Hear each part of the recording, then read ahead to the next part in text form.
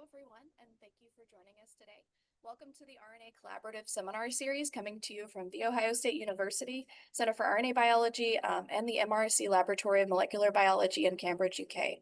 Today, we have some really exciting talks for you, both on RNA-induced silencing and mRNA localization. Before we get started, I just want to remind everyone to put their questions in the Q&A and not the chat so they can be answered by the speaker after the seminar. All right, so today I'm excited to introduce to you our first speaker, Dr. Kotaro Nakanishi from The Ohio State University. Dr. Nakanishi earned his PhD from the Tokyo Institute of Technology, where he determined the crystal structures of methionine tRNA synthetase and lysine synthetase.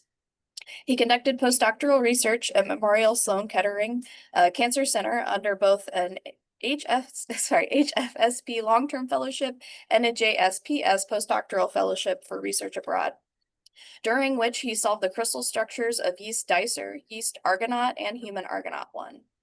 In 2013, Dr. Nakanishi joined the Department of Chemistry and Biochemistry at The Ohio State University as an assistant professor, was promoted to associate professor in 2019, and became a full professor in 2024. His laboratory determined the crystal structures of human argonaut 3 and human argonaut 4, and recently discovered that cleavage-inducing tiny RNAs, or cityRNAs, catalytically activate argonaut 3 to induce gene silencing. Based on this discovery, he co-founded City Therapeutics, where he has served as scientific advisor since its inception. Dr. Nakanishi's contributions have been recognized with numerous honors, including the RNA Society Scaringe Award, the Young Scientist Prize from Japan's Ministry of Education, Culture, Sports, Science, and Technology, and the Early Career Innovator of the Year Award. In 2025, the Science Coalition selected City Therapeutics as one of the federally funded scientific research companies sparking American economic growth. And with that, I will hand it over to Kotaro. Thanks, Rene. A very nice introduction. Hi, everyone. So today I want to talk about how we discover the cityRNAs, how cityRNAs are different from the siRNA and microRNAs. So I'm showing that it's the canonical microRNA biogenesis pathway. In long story short, there's argonaut and the guide RNA in red, forming the RNA-inducing silencing complex risk. After that, this risk is to take the 3 different pathways to cause the gene silencing. The first one is a translational repression. The second one is a messenger RNA degradation. These two are slides are independent. Sorry. Yeah. We can't see your slides. Can you share your slides? Oh, you don't see? No? You don't see slide? No. Still? Really? Why? Okay. How about this? Can you see? Yes. Okay, sorry about it.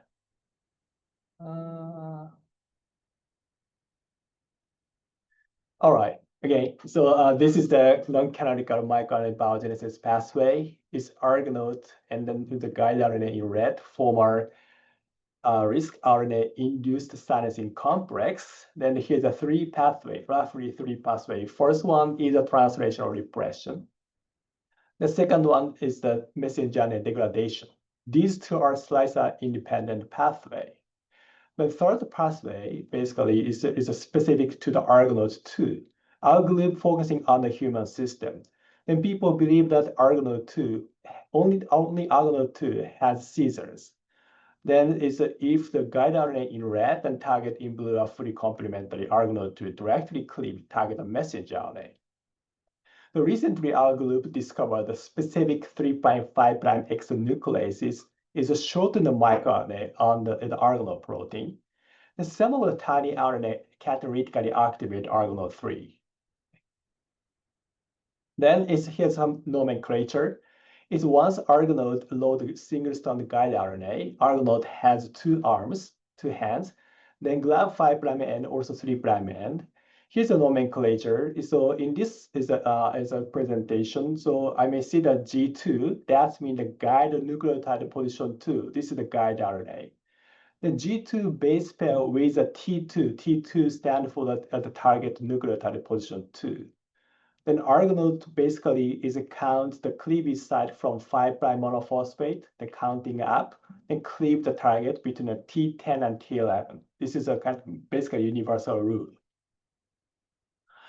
Then I'm showing that it's an Argonaut architecture, domain architecture is so then I highlight is the catalytic tetrad, DEDH. As you can see, Argonaut 2 and 3 share the exactly same catalytic tetrad. Nevertheless, nobody has seen a splicing activity from Argonaut 3. That's the motivation of our group. So why Argonaut 3, it doesn't cleave RNA. But we strongly believe that Argonaut could cleave some RNAs. Then I'm showing that it's a famous data on the left side from Gregory Hannon lab, and on the right side is a Tom Tuchel lab. Basically, they did a very similar experiment. They programmed recombinant Argonaut 1, 2, 3, and 4 with a specific guide RNA. After that, they provide 5' and a radiolabel target. As you can see that only Argonaut 2 generates the cleavage product. So since then, people start believing Argonaut 2 will be the only slicer.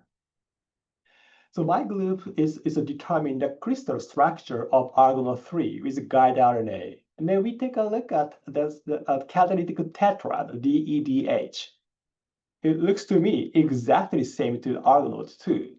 So that means Argonaut 3 is ready to cleave RNAs. So then we seriously started biochemistry. Then so we overexpressed recombinant Argonaut 3, recombinant protein of Argonaut 3 in insect cell and then purified. Then I need to excuse that these proteins are very pure as a protein, but is the 99 or 95% of the purified Argonaut 3 are preoccupied by the endogenous, insect cell endogenous small RNA. For the biochemical assay, we use the RNA free form, only 1 to 5% of RNA free form. This small population is a program with a specific guide RNA. In this case, is a MIA20A. Then after that, we incubate with a 5' and radiolabeled target RNA. Then we expect to see the cleavage product from Argonaut 2, but we are very surprised. We also detected cleavage product from Argonaut 3. And we are super lucky because the MIA20A is a specific sequence activate Argonaut 3. After that, we express the flag tag Argonaut 2 and Argonaut 3 wild type, or is a catalytic mutant in HEC293 cell. Then we lyse the cell, add the duplex, and make a risk in the cell lysate. And then it's a fish up Argonaut protein, and then incubate with a 5' and radiolabeled target RNA. And we see that cleavage from Argonaut 2, wild type Argonaut 3 wild type, but we didn't see the cleavage product from the mutant. So these results strongly support Argonaut 3 works as a slicer. But in the field, people believe, including us, believe that microRNA, sRNA should be around the 22 nucleotide. Then so we did something is interesting. So that I convinced my lab member, why don't we do something stupid?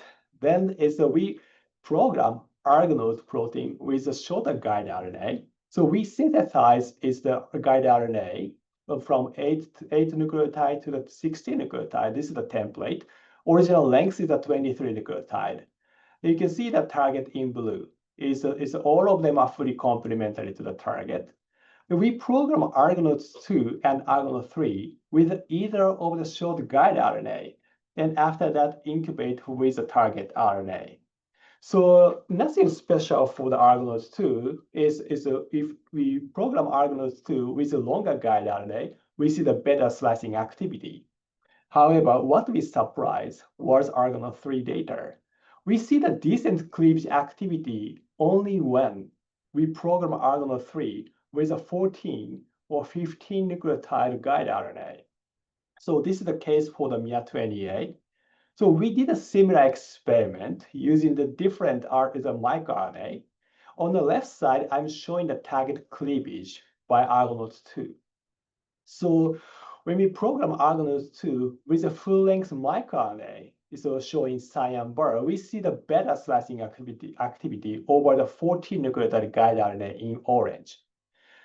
So, but this is not the case for the Argonaut 3 on the right side. So none of the full-length microRNAs is activated Argonaut 3. However, not all of the 14 nucleotide, but some of the 14 nucleotide is a tiny RNA catalytically activate Argonaut 3.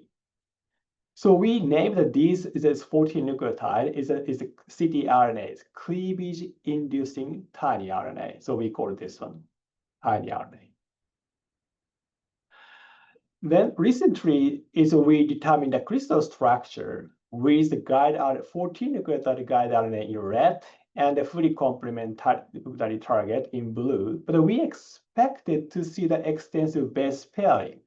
However, in the crystal structure, we see the base pairing from G2 to G8, but the rest of them is not base pair at all.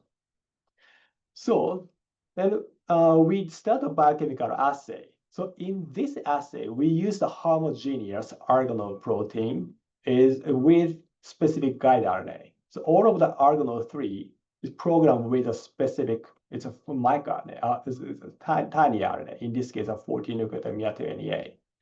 Then we incubate this homogeneous Argonaut 3 CT-LISC with either of the target, right? You can see the 14 nucleotide to 23 nucleotide.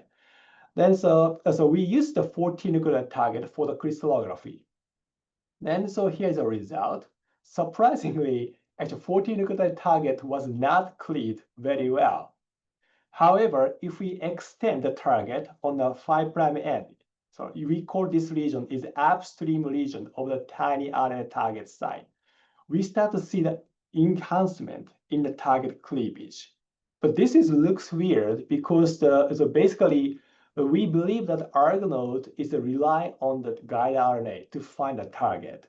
But as you can see that extended region, UTY, this region doesn't have a partner on the guide RNA. Originally, we thought maybe Argonaut is used the positively charged patch here to recognize this is a UTY sequence. Okay, so sugar phosphate backbone of this UTY. These shaded regions are visible in the crystal structure, but this region from the T10 to the T23 are floating in the crystal. Okay, we didn't see that. So basically, we expecting Argonaut protein just sequence independently recognize sugar phosphate backbone. To test this idea, we made is a chimeric target, so 28T7AU. So 28T, T stands for is a tiny RNA target site, which is complementary to the G1 to G14 of the MIA28. The followed by 7AU, U stand for the UTY, which is consistent complementary to the G15 to G21 of LET7A. So similarly, we made 4 different chimeric target. And as you can see that the tiny RNA target sites shown in blue is a consensus. They have different sequence only in the UTY sequence. And surprisingly, we see the different target cleavage rate depends on the sequence of the UTY. That's denied our original hypothesis that Argonaut not specifically recognize sugar phosphate backbone. Then this result prompted us to start thinking about maybe Argonaut directly recognize UTY sequence guide independent manner. Now we see the similar observation from even Argonaut 2. So you can see that if we extend the target on the 5' end, we see the beta slicing activity. Also depends on the sequence of UTY Argonaut 2 cleaved is the target at different efficiencies. Now, so I want to show that. So we have 2 different risks. On the left side, this is the conventional risk. Argonaut is a program with about a 22 nucleotide guide RNA. In this case, UTY sequence on the target need to be base pair with a guide RNA. However, if the Argonaut is programmed with a cityRNA, you can see that UTY sequence is accessible to the Argonaut protein. That's why we thought probably Argonaut recognized sequence of UTY, in this case, enhance the target cleavage. So, for example, so as I showed you previously, here's a two targets. Only difference in the sequence between the UTY sequence, but you can see the big difference in the target cleavage rate. And then in this case, we thought probably Argonaut recognized 7AU over 20AU. However, our kinetic data show the opposite result. You can see the 7AU it showed a higher affinity for Argonaut protein. So here's a model. We haven't identified the pocket yet, but we believe that Argonaut is a UTY binding pocket somewhere on the Argonaut protein. Then if the target contains the 7AU like UTY, the Argonaut used the pocket to recognize the sequence on the UTY. In this case, central region is not base pair with cityRNA very well. That's why target cleavage slow down. However, if the target contains a 20AU like UTY, Argonaut doesn't recognize this sequence. That's why dynamics of the UTY allow the guide and the target to wrap up each other very quickly. That's why Argonaut can cleave target. Okay.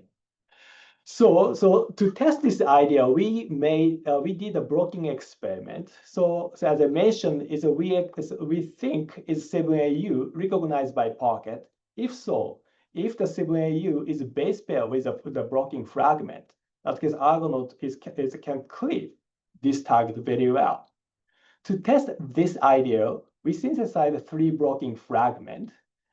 We pre-incubate is a target with either of the blocking fragment, followed by incubation with a homogeneous CTO risk.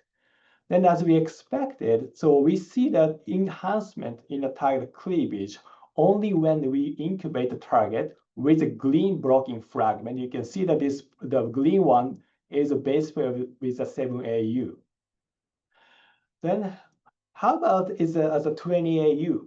So 20AU UTY is not recognized by a pocket. In that case, regardless of existence of the blocking fragment, we expect to see that no change in the target cleavage.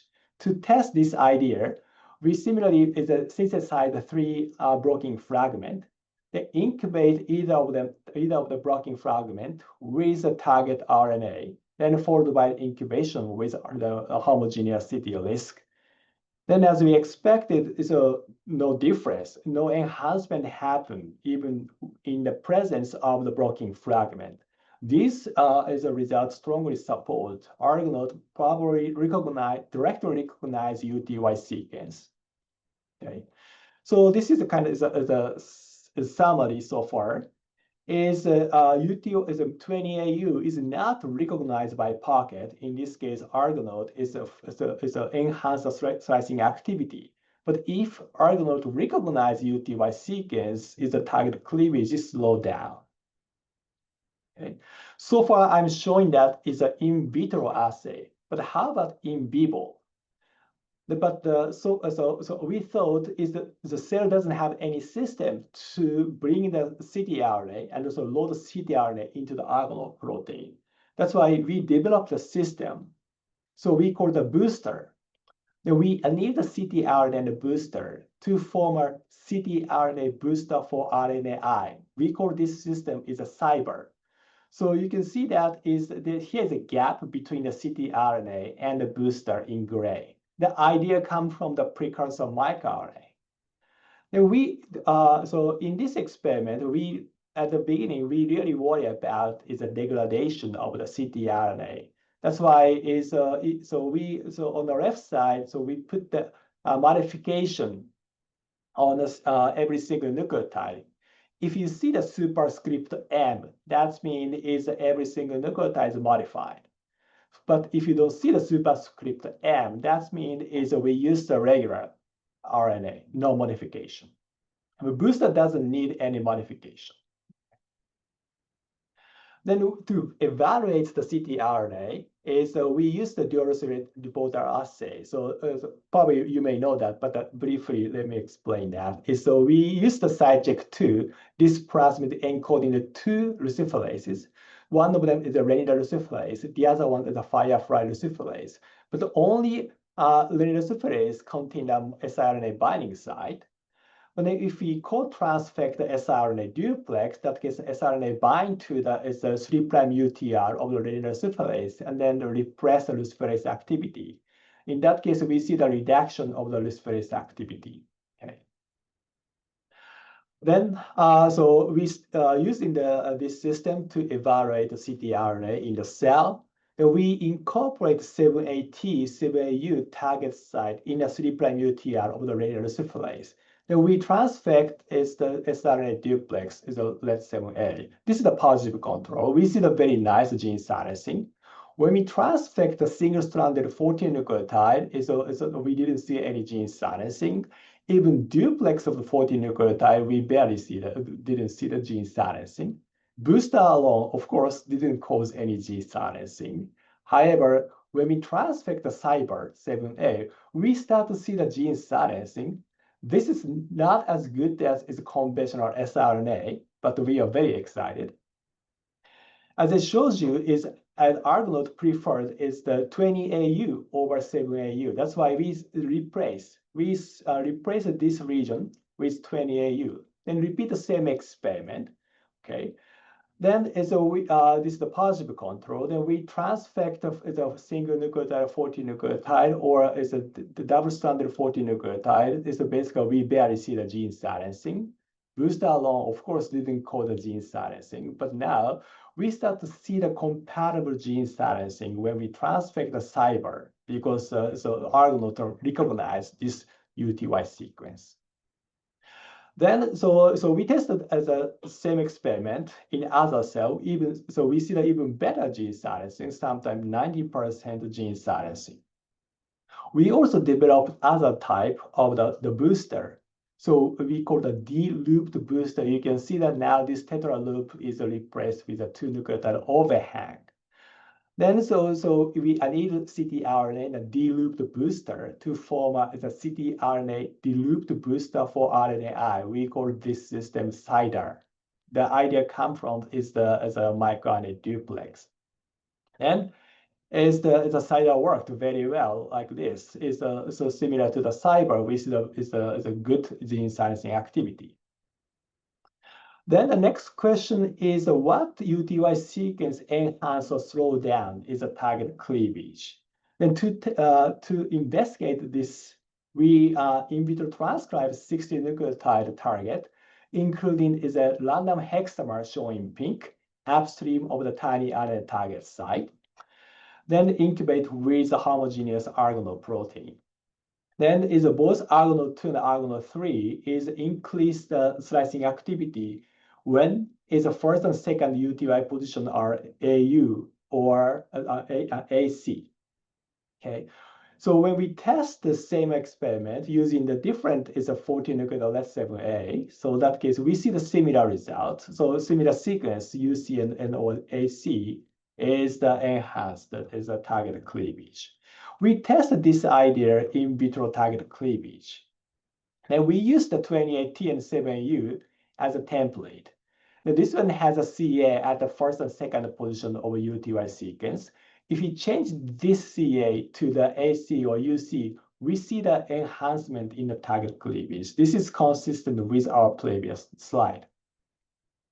Similarly, is we test, we figured out what's UTY sequence slow down the target cleavage.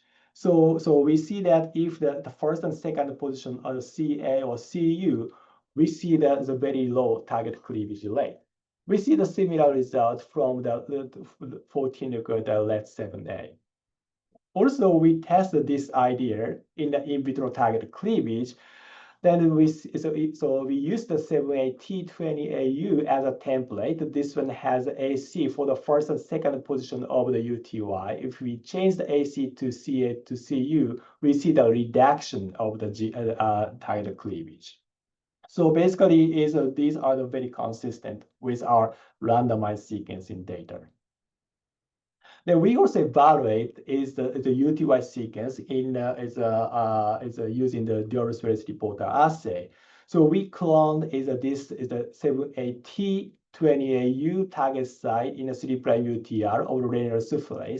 And we just so in this case is a CIDR is a reduced space activity by about 90%.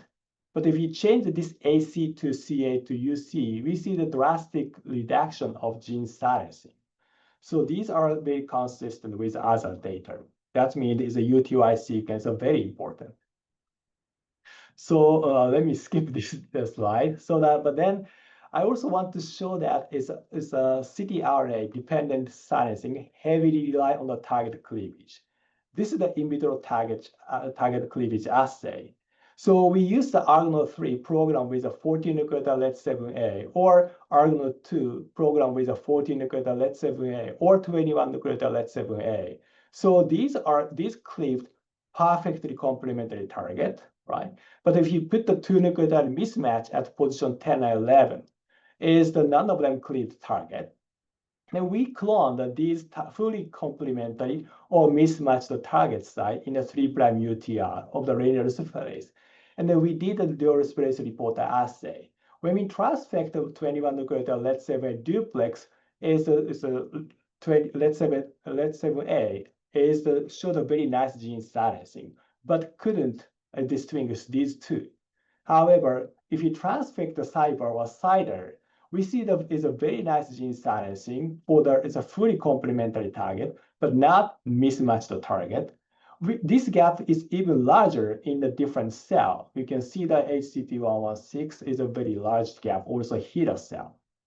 This result prompted us to think about maybe as a cityRNA is probably heavily relying on the target cleavage.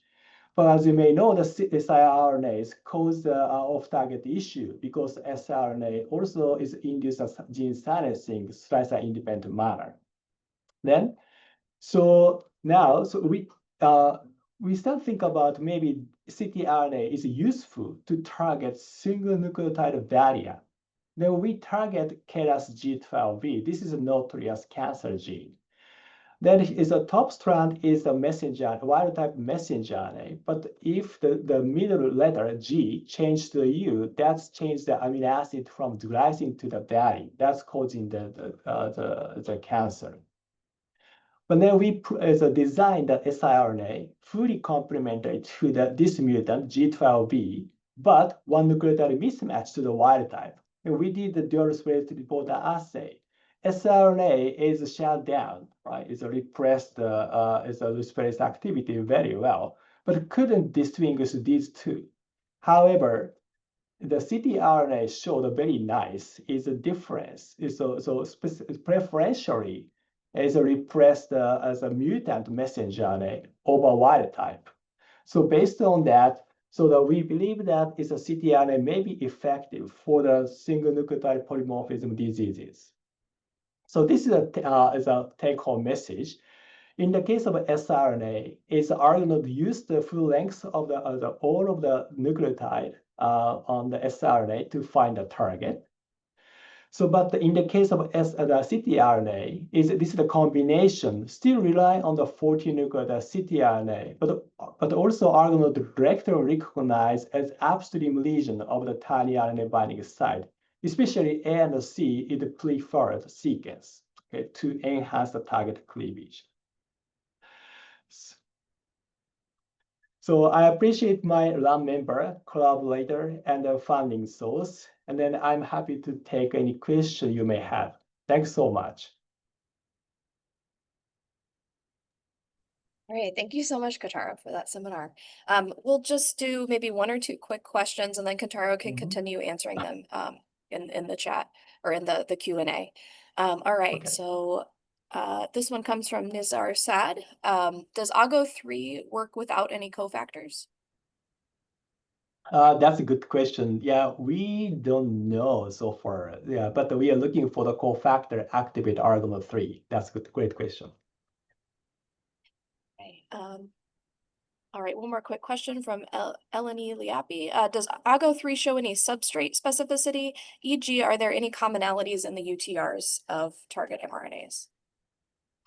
That's also a great question. Actually, we know that what's UTY sequence and has a target cleavage. Now we are focusing on what's the 14 nucleotide sequence catalytic at AGO3. So we don't have answer yet. So yeah. Okay, and with that, we'll go ahead and hand it to the next speaker, and Kotaro can continue answering questions in the Q&A. Thank you Thanks so much. Thank you. So, hi everyone. So my name is Susanne Bornelöv, and I'm a group leader at the Department of Biochemistry, University of Cambridge. And it's my pleasure to introduce today, on behalf of the Cambridge RNA Club, our next speaker, which is Simon Bullock, who is a group leader at the Cell Biology Department of the MRC Laboratory of Molecular Biology in Cambridge. So he did his PhD in the group of Rosa Beddington at NIMR in London, and postdoctoral work with David Ish Horowitz at the CRUK London Research Institute. So Simon has a long-standing interest in how the internal architecture of cells is organized in space and time, and how this organization shapes cellular function. So Simon's group is primarily investigating these questions by studying microtubule-based transport of mRNAs and organelles, using a combination of in vitro reconstitution, genetics, and advanced imaging approaches. So with that, over to you, Simon. Great. Thank you so much for the intro. I'll just share my screen. So just bear with me.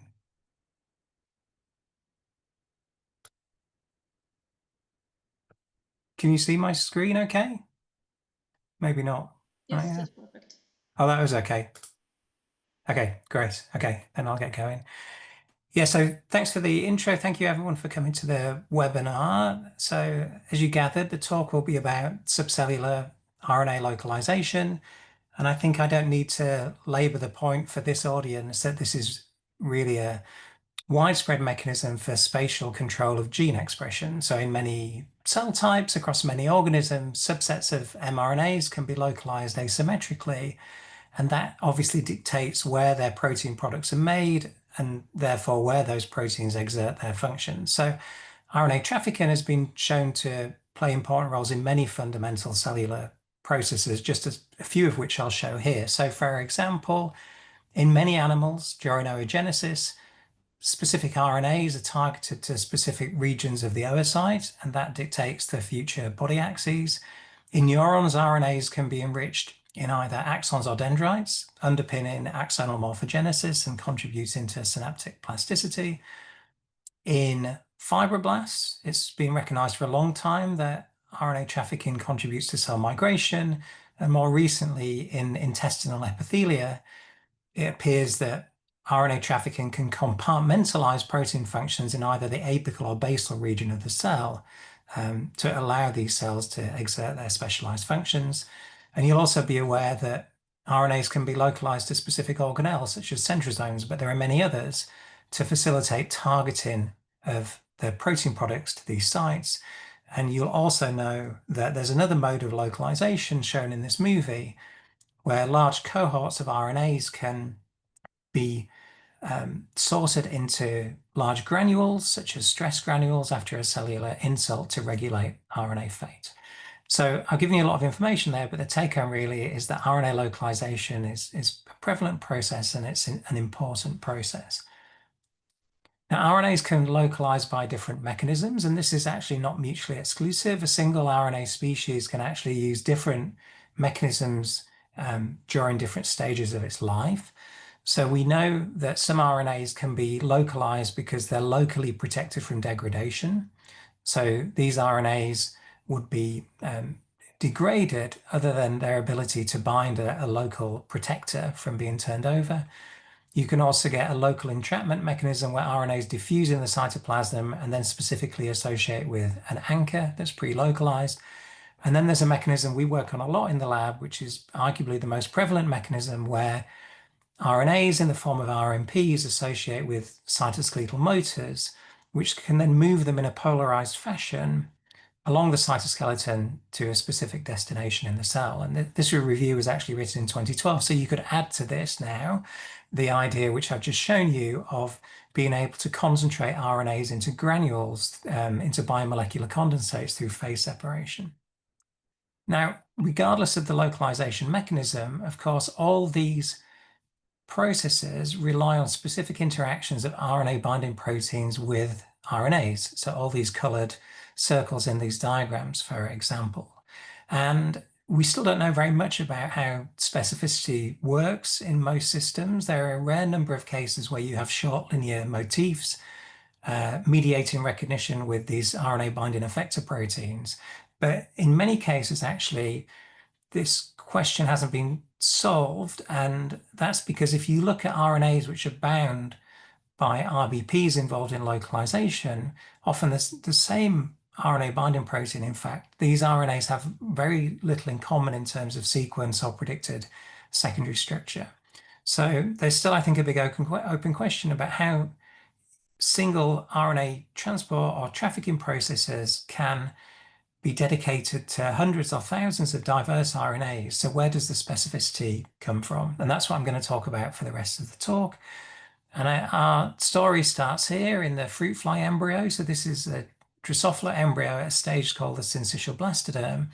And this was a system I was introduced to when I was a postdoc with David Horowitz, who you just heard about. And David very sadly passed away last year. And I owe David a great many things in life in general. And one thing scientifically I owe him is this introduction to the embryo, because it turns out this is a terrific system for studying RNA localization mechanisms. So at this stage of development, a subset of RNAs, such as those shown in red and in green, are transported apically of the nuclei in which they're transcribed by a microtubule motor called dynein. So in the system, the minus ends are nucleated apically, and dynein is a minus end directed microtubule motor, so that makes sense. And just for those interested, as an aside, the reason these particular RNAs localize apically is because this targets the site of synthesis of their transcription factor products close to the nuclei in which they have to function. So in other words, by positioning the RNA apically, it's facilitating the rapid import of these protein products into the nuclei, where they then go on to regulate the development of the animal. Now, one nice thing about this system is because it's a syncytium, it's very easy to take in vitro transcribed RNA, which we label fluorescently, and inject that with a needle into the embryo. And then we can wait a few minutes and see whether that RNA sequence is capable of localizing apically or whether it has a diffuse localization. And this allows us to map relatively quickly the regions of RNAs which are responsible for localization, which we call the RNA localization signals. And we can either study this process in fixed samples with higher throughput, or we can follow this process live. So here's fluorescent RNA, which is being transported by dynein from the site of injection down here between the nuclei or over the nuclei to the apical pole. So using this method, we and others have mapped the localization signals now for many transcripts, and here's a selection. So these are the localization signals from RNAs called K10, hairy, the I factor, bicoid, and gherkin, which use this dynein machinery in different cell types in Drosophila. Now, what was curious at the time this work was done, probably like 20 years ago or so, was that these RNAs, they all obviously make stem loops, but they didn't have any obvious sequence patterns, and they had slightly different lengths, and they didn't have any secondary structural features in common. And that led several groups to suggest at the time that there must be dedicated RBPs, dedicated RNA binding proteins, which are responsible for binding these RNAs and linking them to this shared motor dynein. But when my lab started in Cambridge, one of the first things we showed was that that's not the case, and that there's a single protein called egalitarian or EGAL, which binds each of these localization signals with specificity. It doesn't bind mutant variants of these signals, which don't localize apically.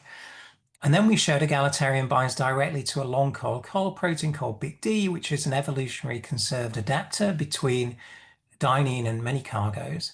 And we now know that through its N-terminal region, this Big D protein bridges an interaction between dynein and its accessory complex called dynactin, and this switches on the ability of the motor to be able to start walking along the microtubule.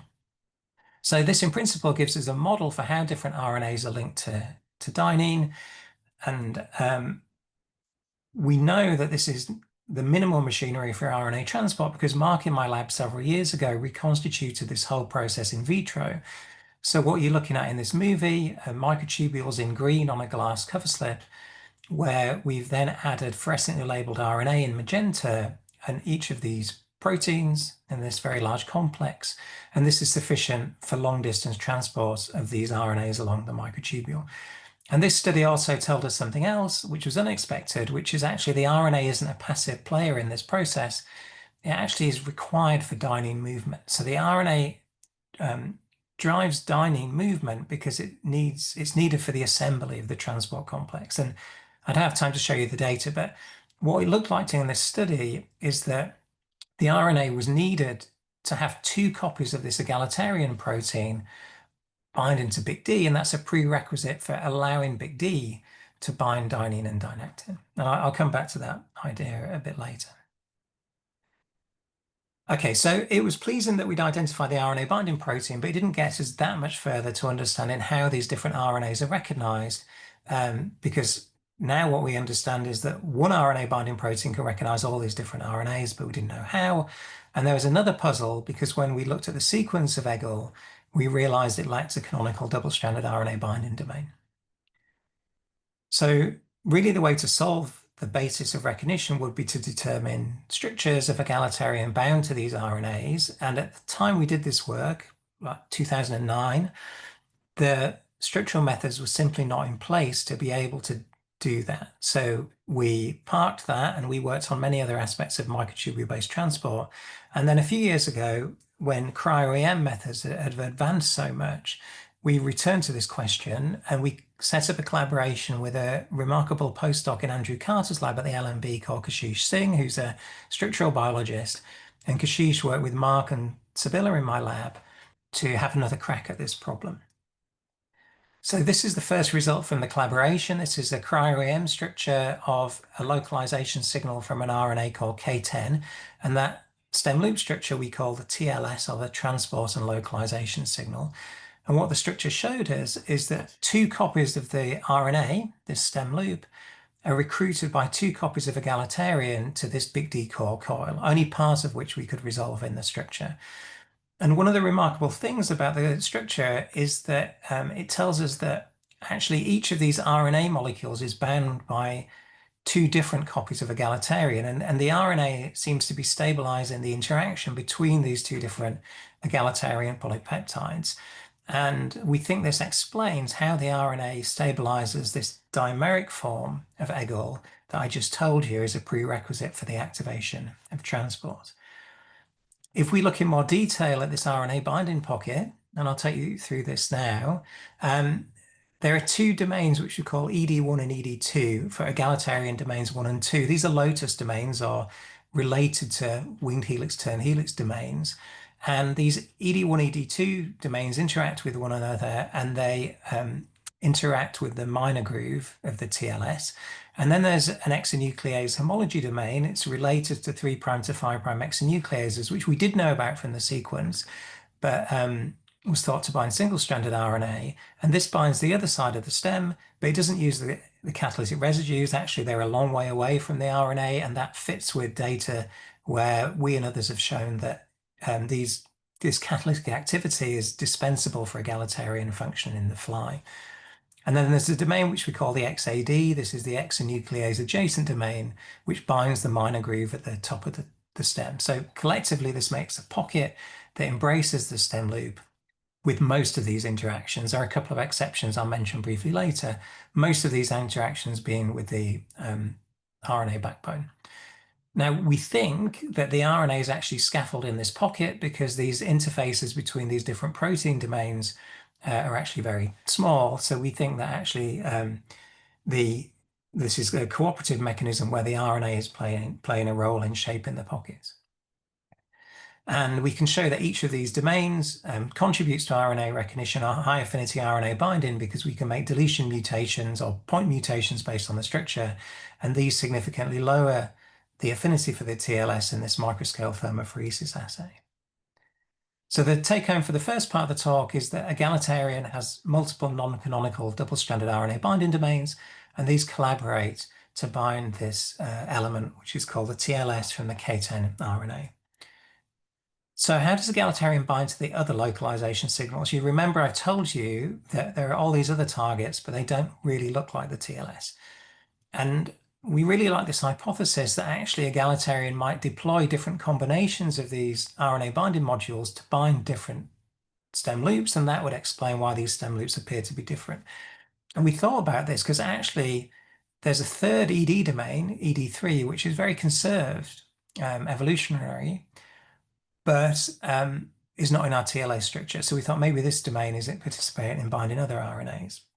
However, when Kashish solved the structure of all these other elements bound to egalitarian, he actually found that egalitarian binds each of them in a remarkably similar way, using ED1, ED2, the XAD, and this exonuclease homology domain.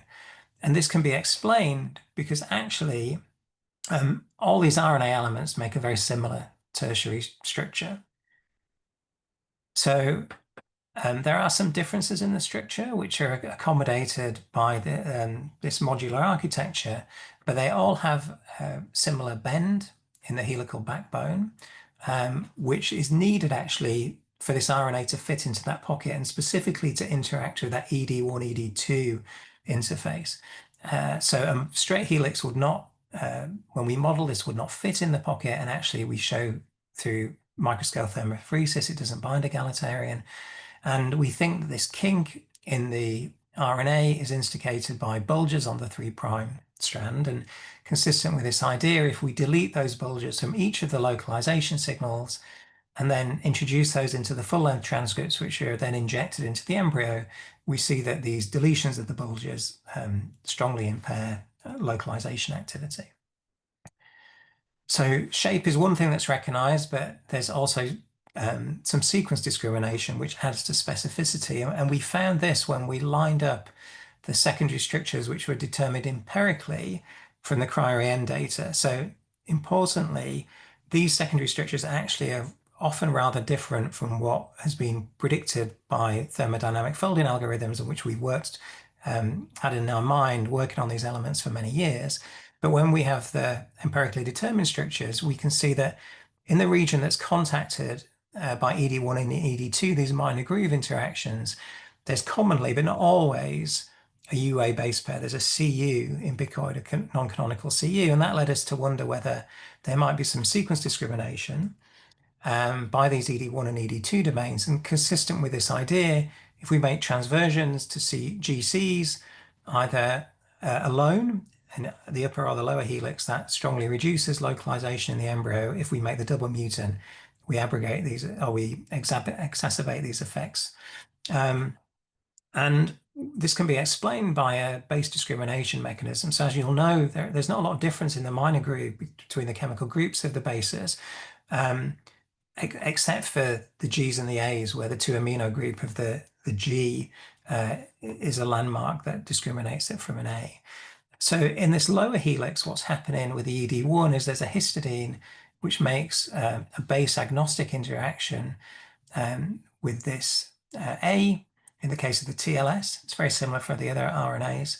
And then that locks the domain in place. And there's a cysteine which isn't actually contacting this base, but would clash if there is a G present in either position. So it's not a specific recognition of this AU, it's the fact that a G has to be absent.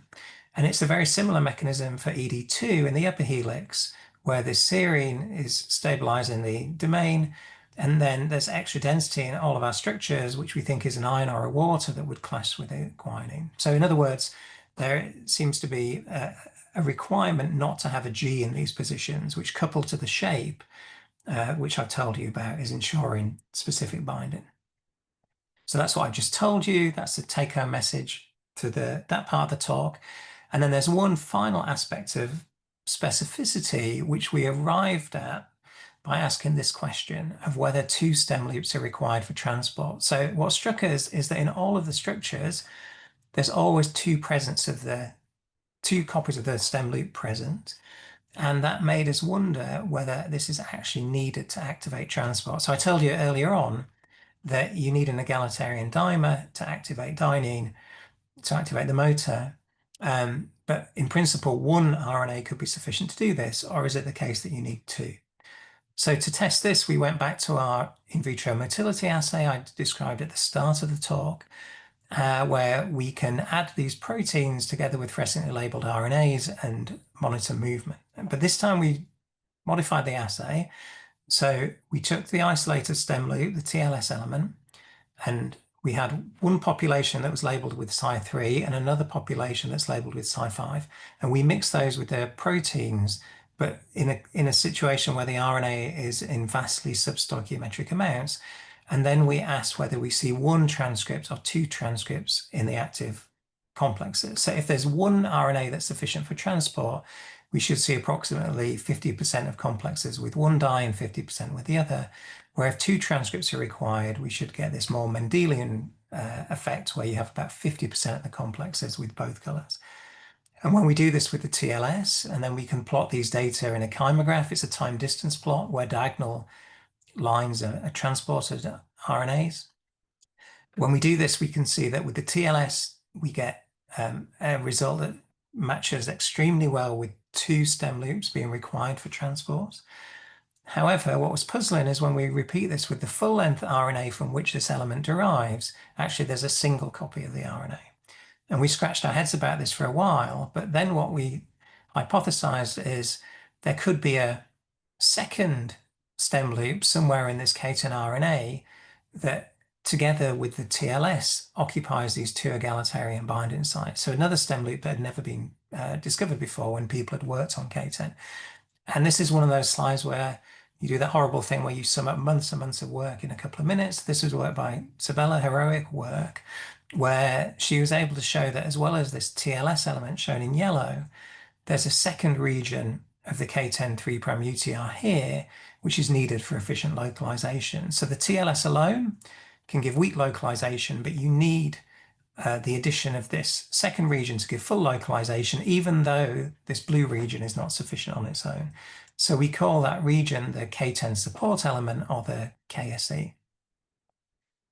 So we found that this KSE is predicted to make a stem loop. We showed that it can bind egalitarian and big D, albeit with significantly lower affinity than the TLS. We also showed in a reporter assay with LAC-Z that whereas the TLS alone gives weak localization when inserted into LAC-Z, and the KSE gives no localization, together they can give efficient localization. This is in the embryo. And using the dual color in vitro motility assay, we showed that combining these 2 RNA elements on 1 RNA is sufficient to get transport by a single molecule. So this all fits with the idea that these 2 elements cooperate to occupy these 2 binding sites on egalitarian to drive transport. And this reminded me of a paper I worked on when I was a postdoc with David a long time ago in 2003, where I found that in the hairy RNA, so one of these other egalitarian targets, there are also 2 stem loops, a primary one and a support element, although at the time we didn't know what they did. And I don't have time to show you the data, but everything I've shown you about the K10 system applies to the hairy system. We've shown that recently. And Kashish was also able to solve a cryo-EM structure of egalitarian and big D bound to this hairy element, which has this primary stem loop and a secondary stem loop. And this confirms that both these stem loops can simultaneously bind egalitarian. Interestingly, this support element only binds ED1 and ED2. It can't be accommodated by the XAD and the XOAD due to clashes. And we think this explains the lower affinity. And we think that lower affinity might be biologically significant, so that actually egalitarian has a chance to dissociate from the RNA once it's delivered, so it can be recycled for subsequent rounds of transport. So the conclusion from the final part of the talk is that specificity is reinforced by this requirement for having 2 localization signals bound to an egalitarian dimer simultaneously in order to get the motor working. So we see this as a mechanism to ensure that the motor is only moving when it's bound to a bona fide cargo. So these are the take-home messages. I'm at the end now. So firstly, I've told you that egalitarian recognizes RNA localization signals using a collaboration between multiple non-canonical double-stranded RNA binding domains. I've told you that there are multiple selection criteria which allow specific RNA engagement, even though these RNA elements appeared initially to have little in common in terms of sequence or secondary structure. So those different criteria are the bent backbone shape, the base identities at specific sites, which are presented to ED1 and ED2 through the bent backbone, and the requirement for simultaneous binding of two binding elements on the same transcript in this coincidence detection mechanism. And then the final point I wanted to make more broadly is that obviously there are many other examples of RNA binding proteins which have many targets, many of which are structured. It's likely that similar mechanisms contribute to recognition of these, the targets of these RNA binding proteins as well. There's a lot I didn't have time to tell you about, so if you're interested to know more, there's a preprint available, which you'll be able to find quite easily. I've mentioned the people who did the work as I went along. It's been a really terrific collaboration with Kashish and Andrew, working together with Mark and Sabella. And I just wanted to mention that we now have a PhD position advertised for next year. So if you or your students or your colleagues might be interested in working with a really great bunch of people who are interested in RNA, then please contact me or see the LMB website, and I'll stop there. Brilliant. Thanks a lot, Simon. So we have a couple of minutes for questions, and I think there are some already in the Q&A. So the first one is from the initials TK. So what causes egalitarian complex disassembly? And do RNAs with two consensus TLS elements jam up the transport? Yeah, that's a great question. So we don't know what causes the disassembly, whether there's an active process. We have, over the years, done screens, biochemical and genetic, where we'd hoped we'd find such a factor, and all I can say is we haven't found anything yet. So either it is just to do with the probabilistic thing of unbinding at some stage. We've never really looked specifically at release. So what we know is that if we have multiple localization signals together artificially, these primary ones, they do localize more efficiently, but we've never really specifically looked at release, and we never looked at what that does to kind of the biological function. But I would expect that in some of these systems in the embryo, where it's very sensitive how much RNA you have and how much protein activity you have, then that actually might cause problems. But yeah, we'd like to do that experiment. So. Thanks a lot. So the second one is from Crystal Johnson, who is writing that your illustrations of the different structures are very clear and beautiful, and is wondering whether you use any special software for creating them. Okay, well, I can't take credit for the illustration because they're all done by Kashish. So yeah, so he makes them in, I think this is all kind of based in Chimera, but he's very artistic and he spends a lot of time doing that. But yeah, I can't take much credit. But so the third one, I will pass on the compliment though to him. So brilliant. So the third one from Larry Melidis, who is asking whether it's necessary that the two loops are on the same mRNA. Oh, good. I'm really glad you asked that because I had to take a slide out. Okay, because I was worried about the time. So they don't have to be on the same RNA, because in the experiment in vitro, we add just the stem loops and we can get it to work, although with low frequency. So obviously, if you have them on the two RNA, there's an avidity effect and it all works better. But I really like this idea that, although we have zero evidence for it, that it may be a way to detect copy number of RNA, because you could have an RNA that has one stem loop per molecule, but only when it's assembled into a granule is it able to engage and activate the machinery. But we have no evidence for that. But I really like your thinking. I like that idea. So another one from Uday Baliga. Have you seen any cross-membrane transport of egalitarian dynein complex associated RNAs? No. No, I mean, it doesn't mean it can't happen, but over all the movies we've made over the years in different cell types, we've never seen that. The embryo is a bit of a special system because the membranes haven't formed, but in oogenesis, we haven't been able to see that. In oogenesis, it's different because there are these tiny ring canals between cells. So there's no need to cross the membrane because the microtubules actually go between these intercellular bridges. So a final one from Rod Altwell. So are the conserved RNA sequence motifs that specifically drive transport distinct from those involved in other regulatory functions? And if so, is there a consensus sequence? Oh, so maybe you're referring to other regulatory functions that exert their effects on the same RNAs, maybe like turnover and translation. I'll answer that question. I hope that's what you mean. But yeah, interestingly, we haven't looked in that much resolution, but there's some old data on some of the decay elements in these RNAs in the embryo.